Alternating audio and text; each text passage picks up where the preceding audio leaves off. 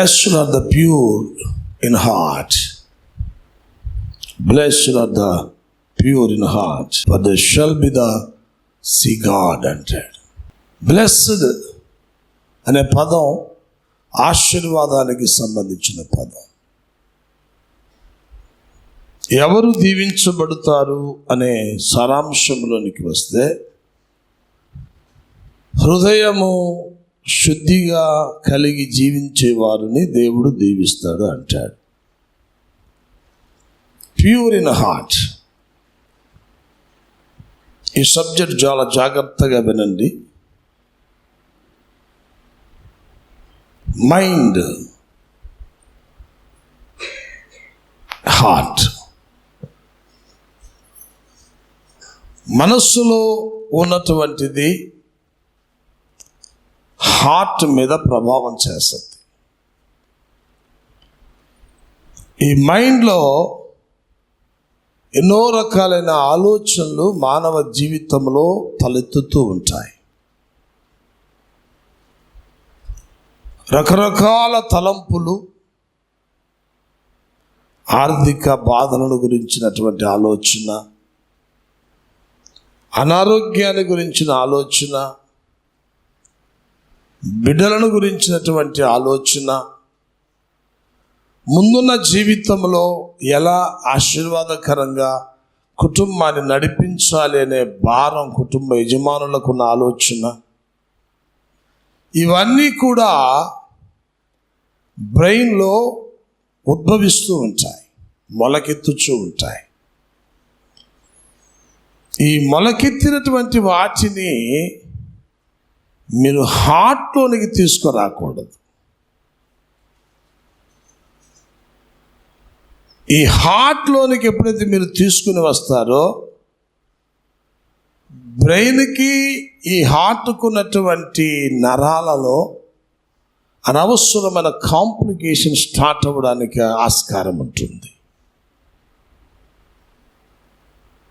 ఇక్కడ ఫిల్ చేయకూడదు. మీ ఆలోచనలన్నీ ఈ ఆలోచనలు ఉద్భవించినట్టుగానే ఇక్కడి నుంచే మీరు బయటికి అవి చెప్పినట్టుగా వెళ్ళిపోవాలి. మీ ఆలోచనలు ఏదైతే తలలో అధికమవుతూ ఉన్నాయో వాటిని గురించినటువంటి జ్ఞాపకాలు హృదయములోనికి ఎన్నడూ రాకూడదు. మనిషి జీవితానికైనా దేనికైనా ఇక్కడి నుంచి ఈ భాగం మట్టుకే చాలా విలువైనది, ప్రశస్తమైనది, జీవనానికి యోగ్యమైనది. మానవుని ఆలోచనలన్నీ చెడ్డవి, నేను కాదన్నా. ఊహంతా కూడా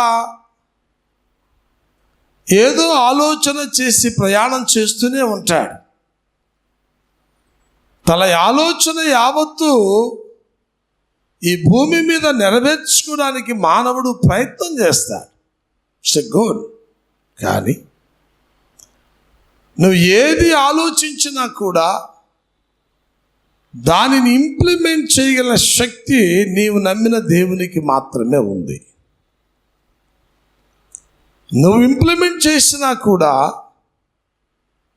దాన్ని సక్రమంగా నడిపించగలిగిన వాడు ఈ లోకంలో దేవుడు మట్టుకే.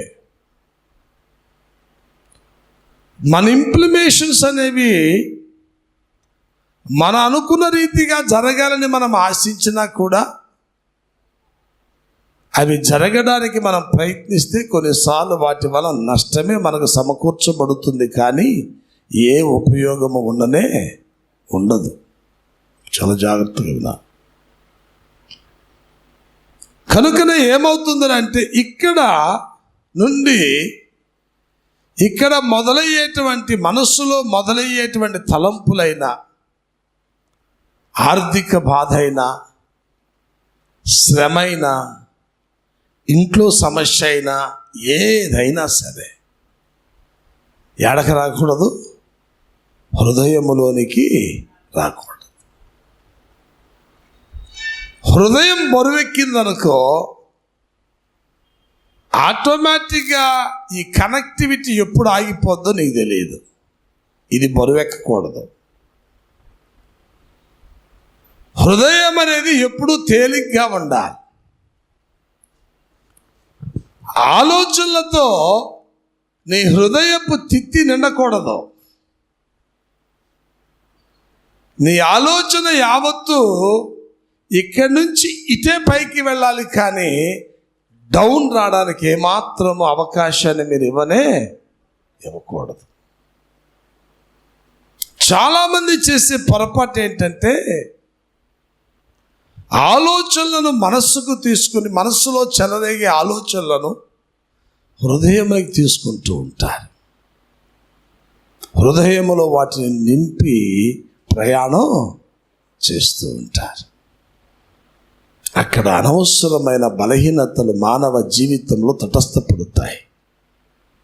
కొందరికి హార్ట్ స్ట్రోక్ వస్తుంది, కొందరికి కళ్ళు తిరుగుతాయి, కొందరి జీవనంలో తెలియనటువంటి అనారోగ్యాలు సంభవిస్తూ ఉంటాయి. అందుకనే ప్రభువు చాలా చక్కగా చెప్తాడు, మీరు హృదయ శుద్ధి కలిగి ఉండండి. అంటే మీరు హృదయంలో ఏమీ ఉంచుకోవద్దు అంటారు. మీ హృదయంలో ఏమీ ఉంచుకోవద్దు. మీరు ఉంచుకునే కొలది ఇది ఏమవుతుంది? భారముగా తయారవుద్ది. ఈ భారం ఏమవుతుంది? కలుషితంగా తయారవుద్ది. ఈ కలుషితం ఏమవుతుంది? మీ శరీరమును, మీ జీవితాన్ని హరింప చేయడానికి ఎక్కువ దోహదపడుతుంది అంటాడు.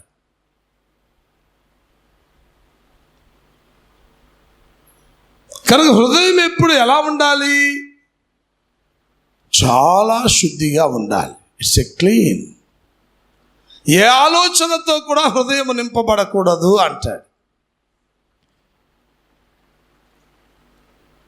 నీ ఆలోచన యావత్తును మరలా జ్ఞాపకం చేసుకోవడానికి ఈ హృదయములో వాటిని నింపుకొని మరలా వాటిని నెమరు వేసుకుంటూ నీవు ఉండడానికి వీలు లేదు అంటాడు. నువ్వు చేయాల్సింది ఒకటే, నీవు నమ్మిన దేవుని నీ హృదయంలో పెట్టుకోండి,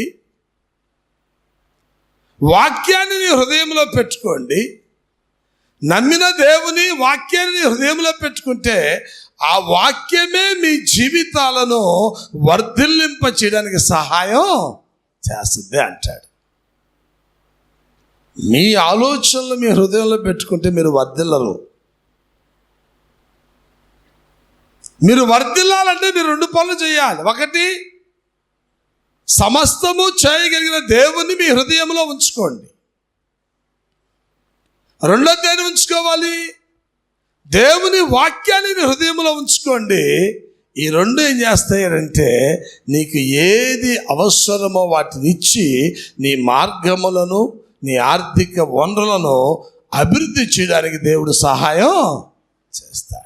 సామెతలు 4వ అధ్యాయం తీయండి. 21, 22 వచనాలు చదవండి. 22, 23 వచనాలు చదవండి. అక్కడ క్లియర్గా ఉంటాయి. నీ కనుల ఎదుట నుండి వాటిని తొలగిపోనీయకుము. ఇంకా నీ హృదయము యందు వాటిని భద్రము చేసుకొనుము అంటాడు. అది నీ వాక్యమును హృదయములో మీరు భద్రము చేసుకోండి అంటాడు. ఈ హృదయంలో నీ బాధలు ఉన్నాయనుకో, వాక్యం ఉండదు.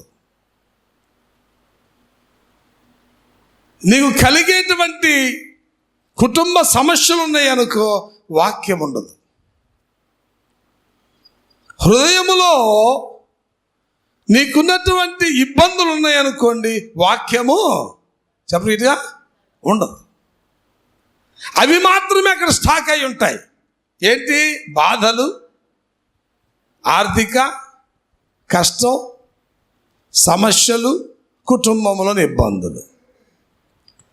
వీటిని మాత్రమే నీ హృదయంలో కలిగి ఉన్నామనుకో, వీటితో నీ హృదయం ఫిల్ అయిపోయింది అనుకంటే కంప్లీట్గా వీటితో హృదయం ఫిల్ అయిందంటే, నింపబడింది అనుకో, వాక్యానికి స్థానం ఉంటుందా? చెప్పండి గట్టిగా.